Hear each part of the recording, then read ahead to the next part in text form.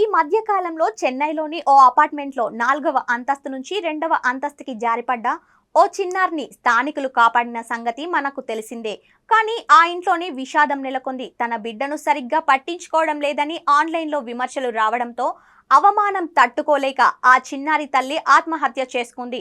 ఇటీవల ఏప్రిల్ 28న చెన్నైలోని ఓ అపార్ట్మెంట్లోని 4వ అంతస్తు బాల్కనీ నుంచి తన బిడ్డను ప్రమాదవశాత్తు ఆమె చేతిలో నుంచి జారి పడిపోయింది.